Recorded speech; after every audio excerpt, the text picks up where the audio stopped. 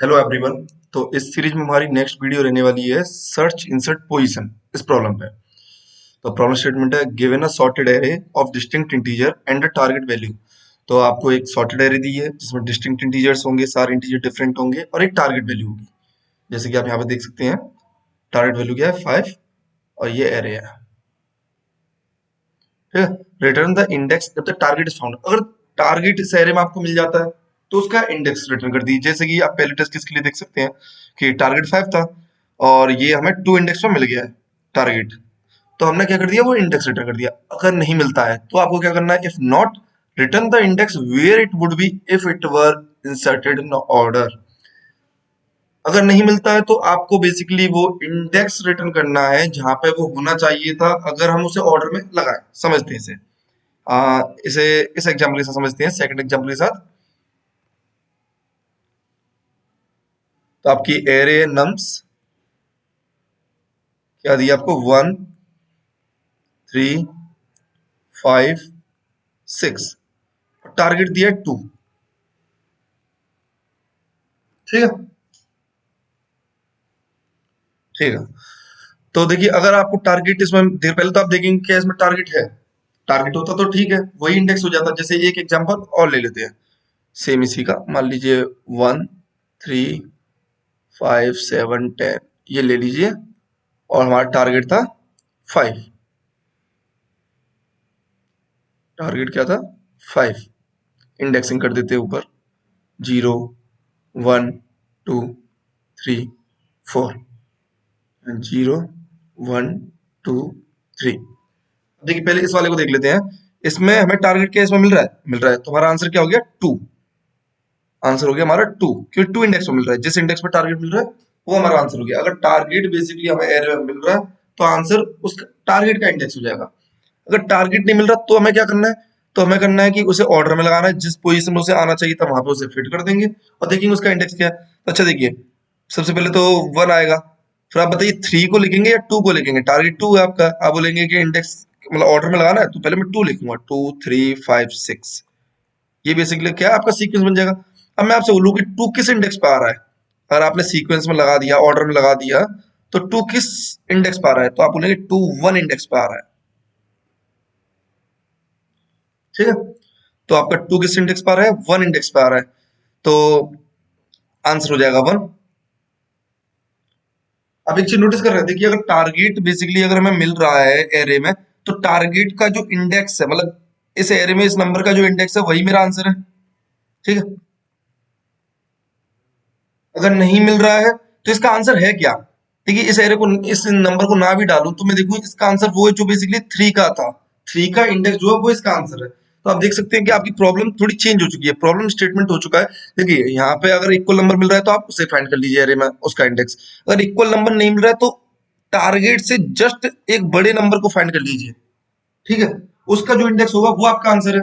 आप देख सकते हैं कि टारगेट बीच में फिट करेंगे तो सारे नंबर जो है राइट में एक प्लेस शिफ्ट हो जाएंगे।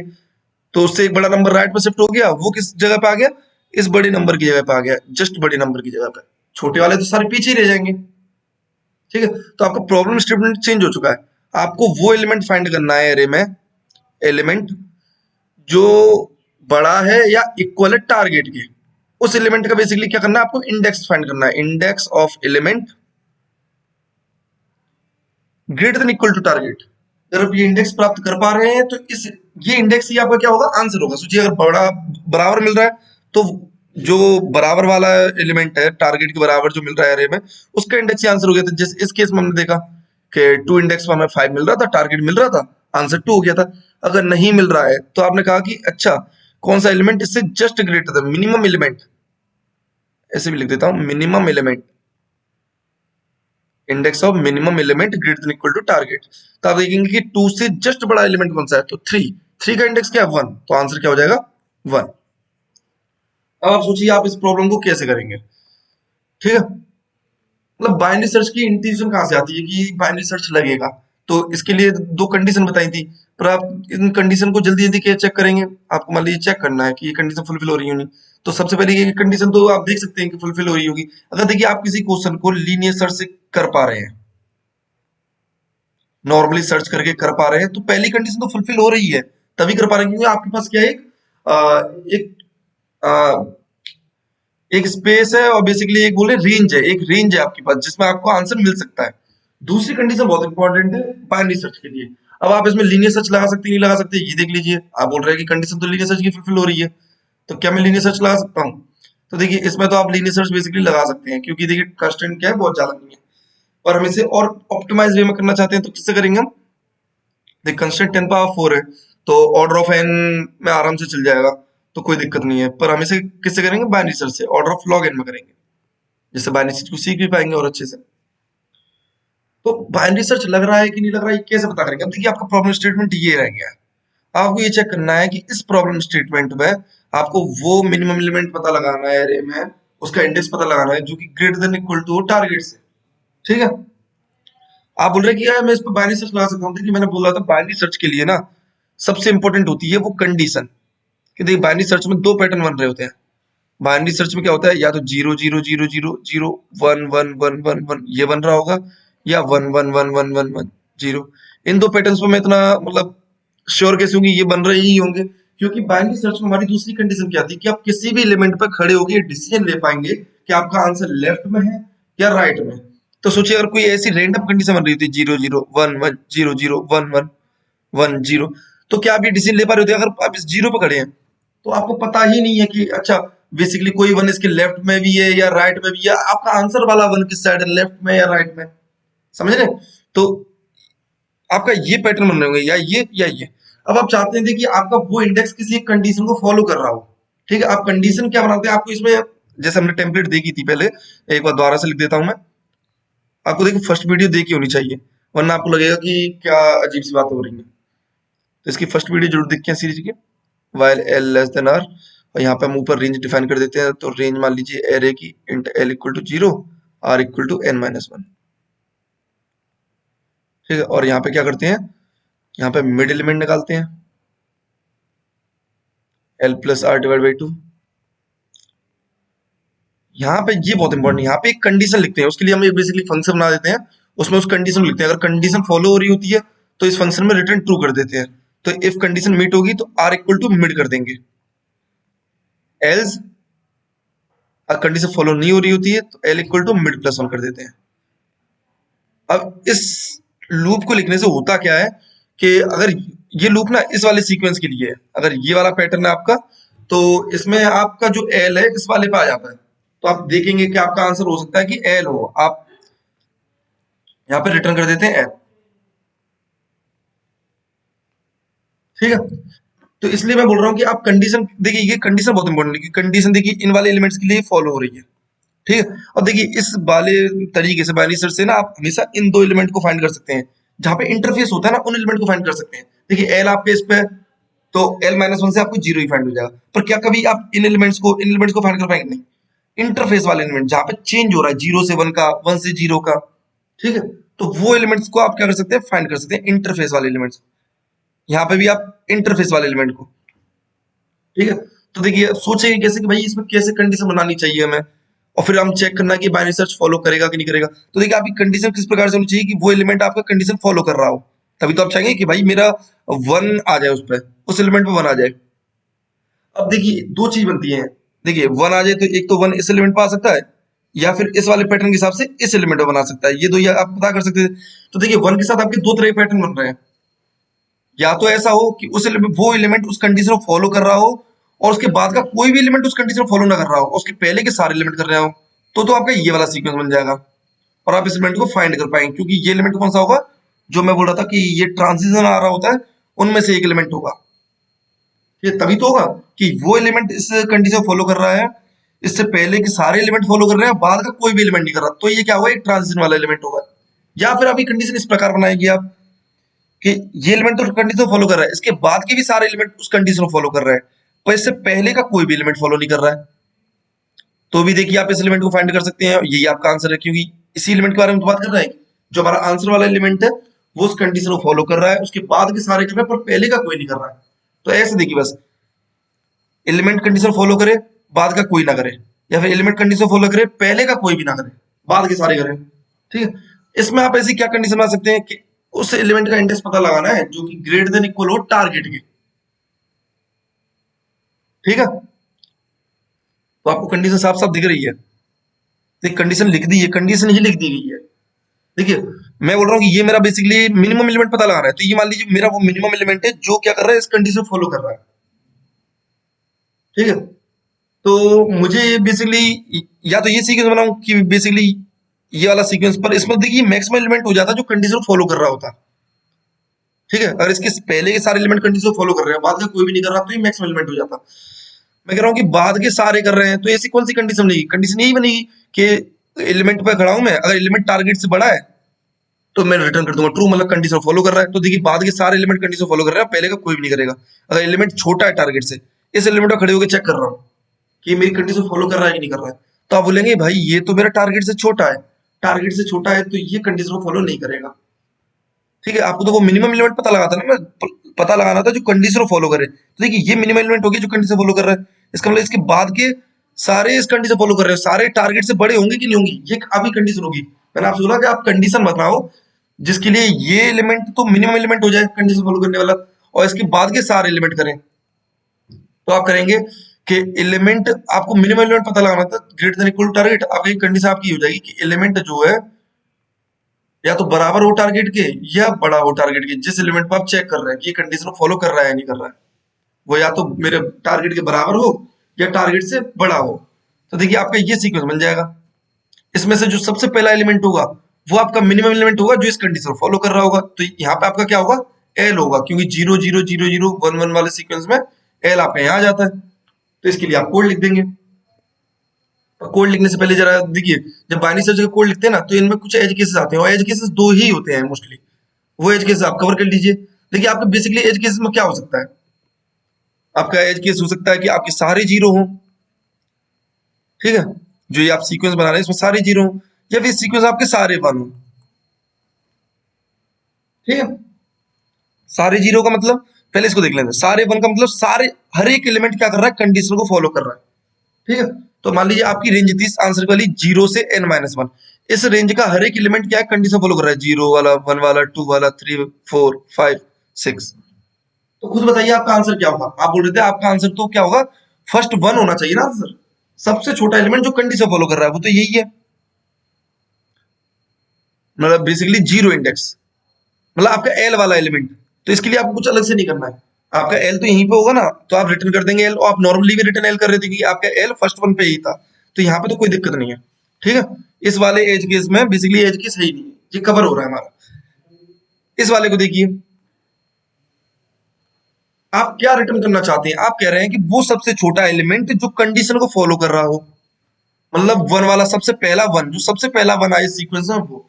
आप कह रहे हैं इस सीक्वेंस में तो वन है ही नहीं है, इसका मतलब क्या, ये कंडीशन एक भी फॉलो नहीं कर रहा, कंडीशन को एक भी फॉलो नहीं कर रहा, इसका क्या मतलब है? इसका मतलब है कि सारे एलिमेंट, मान लीजिए टारगेट था मेरा 10 और एरे में एलिमेंट थे 1 2 3 4, तो सारे एलिमेंट छोटे रह गए। कोई भी एलिमेंट या बड़ा होता या बराबर होता तो कंडीशन फॉलो हो जाती, पर सारे एलिमेंट छोटे रह गए इससे।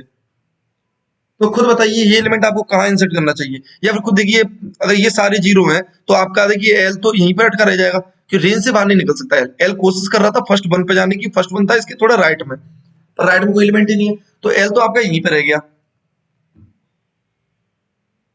ठीक है, तो जब कोई भी एलिमेंट कंडीशन फॉलो ना कर रहा हो, जैसे मान लीजिए 0 1 2 3 ये था, चार साइज की एरे थी। ठीक है, तो एक भी एलिमेंट कंडीशन फॉलो नहीं कर रहा हो, तो आप इस एलिमेंट को कहाँ इंसर्ट करोगे? जस्ट बाद में ही तो करोगे, आप कहोगे टारगेट को इंसर्ट कर दो, टारगेट मेरा क्या कंडीशन फॉलो करता है, टारगेट को आप कहाँ इंसर्ट करोगे, सबसे एंड में इंसर्ट करोगे। सबसे एंड में इंसर्ट करने का मतलब क्या है कि उसका इंडेक्स क्या होगा, मान लीजिए एन साइज की एरे है तो इसका इंडेक्स होगा एन। कोई भी एलिमेंट कंडीशन फॉलो नहीं कर रहा, आप ये चेक कैसे करोगे कोई भी एलिमेंट कंडीशन फॉलो नहीं कर रहा? आप बस लास्ट एलिमेंट को चेक कर लोगे। अगर लास्ट एलिमेंट क्या है, बेसिकली मेरा छोटा है, लास्ट एलिमेंट अगर मेरा टारगेट से छोटा रह गया, 10 से छोटा है, तो उससे पहले सारे एलिमेंट टारगेट से छोटे हैं, क्योंकि हमने असेंडिंग ऑर्डर में सॉर्ट किया ना।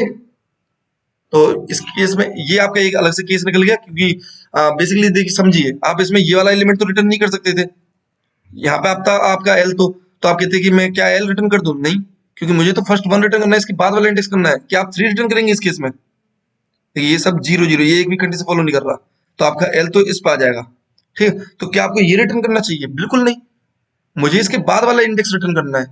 पर ऐसा इंडेक्स एग्जिस्ट ही नहीं करता, क्यों? 4 साइज की एरे तो 0 1 2 3 इंडेक्स एग्जिस्ट करते हैं। तो मैं लास्ट वाले एलिमेंट को चेक कर लूंगा इसके लिए कि लास्ट वाला एलिमेंट अगर मेरे टारगेट से छोटा है, ये पहले चेक कर लूंगा। तो इसका मतलब कोई भी एलिमेंट मेरा क्या कंडीशन फॉलो नहीं कर रहा होगा, उस केस में मैं पहले रिटर्न कर दूंगा आंसर। मेरा आंसर क्या हो जाएगा? एन। तो ये हमने समझ लिया पूरा। अब इसका कोड लिख देते हैं। तो सबसे पहले क्या होगा? सबसे पहले होगा आपकी रेंज डिफाइन करना। तो उससे पहले रेंज के लिए एरे का साइज निकाल लीजिए, int n equal to nums dot size. अब आपकी रेंज क्या होगी? देखिए रेंज होगी जो एरे की रेंज है। एरे की रेंज क्या है?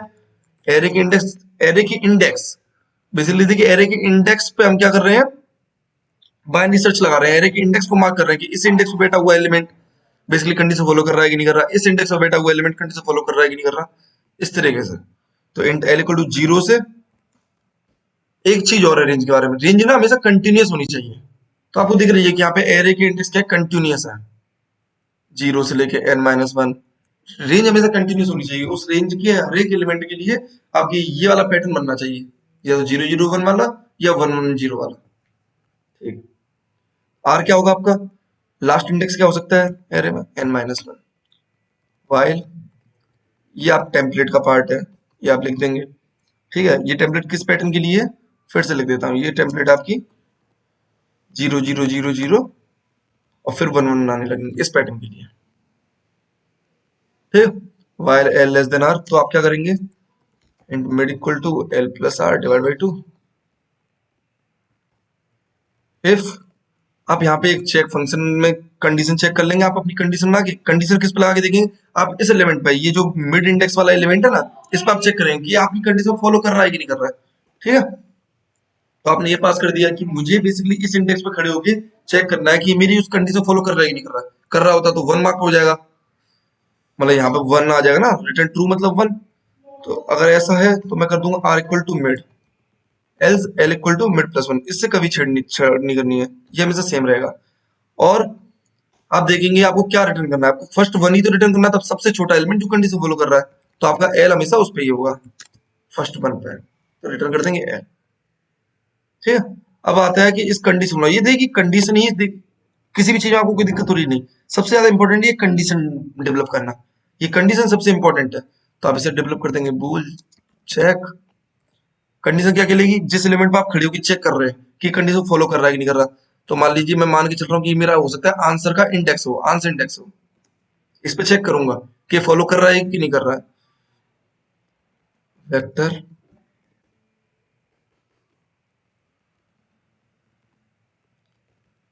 Ampersand nums in target. ठीक है, कंडीशन क्या थी कि अगर एलिमेंट आपका नम्स इस इंडेक्स पे बैठा हुआ एलिमेंट, आंसर इंडेक्स पे बैठा हुआ एलिमेंट मेरे टारगेट से बड़ा है या बराबर है, तो उसको 1 मार्क कर देंगे, मतलब वहां पर रिटर्न ट्रू कर देंगे। आपको ऐसा एलिमेंट तो बताना है जो इसके बड़ा बराबर हो या बड़ा हो, जस्ट बड़ा हो। मतलब आपको वो मिनिमम एलिमेंट बताना है, फर्स्ट 1 रिटर्न करना है, वो मिनिमम एलिमेंट बताना है जो इस कंडीशन फॉलो कर रहा हो। Return true, else return false. ठीक है, अब यहाँ पे एक एज केस छूट गया। हमने अपने एज केस देखेंगे तो देखिए 0 0 1 1 वाले तो सारे कवर होते, सारे 1 है जिसमें वो तो कवर हो रहा था कि फर्स्ट 1 0 इंडेक्स पे होगा, मतलब एल आपका वहीं पे होगा फर्स्ट 1 पे, तो हो जाएगा। जब सारे 0 थे वो एज केस के लिए हम क्या लगाएंगे? कंडीशन लगा देंगे, लास्ट एलिमेंट को चेक कर लेंगे। इस नम्स में बैठा हुआ लास्ट एलिमेंट, लास्ट एलिमेंट मतलब नम्स n-1, क्या ये मेरा टारगेट से छोटा है? अगर ये टारगेट से छोटा है इसका मतलब मेरे सारे क्या है, एक भी एलिमेंट कंडीशन फॉलो नहीं कर रहा। यही कंडीशन फॉलो नहीं कर रहा तो इससे पहले वाले भी सारे नहीं कर रहे। तो उस केस में क्या रिटर्न करूंगा? एन। रन करके देखते हैं।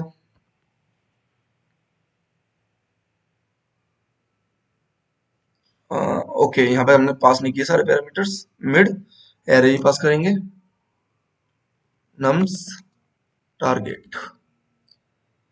Is everything all right? या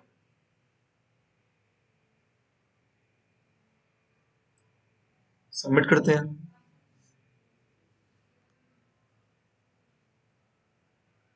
तो ये हमारा एक्सेप्ट हो चुका है। आई होप आपको ये बेसिकली पूरा अप्रोच समझ में आ रहा होगा। अगर आपको कोई भी डाउट आता है इस पूरी अप्रोच में, ये जो मैं कर रहा हूँ, तो आपको पहली वीडियो, इस सीरीज की पहली वीडियो द्वारा देखनी चाहिए। उसमें ये सब कुछ कवर है जो अभी हम डिस्कस कर रहे हैं। 0 0 1 1 ये क्या चीज है, ये बेसिकली फंक्शन क्यों बनाना पड़ रहा है, ठीक है, कंडीशन किस हिसाब से बना रहे हैं, ये सब फर्स्ट वीडियो में कवर है।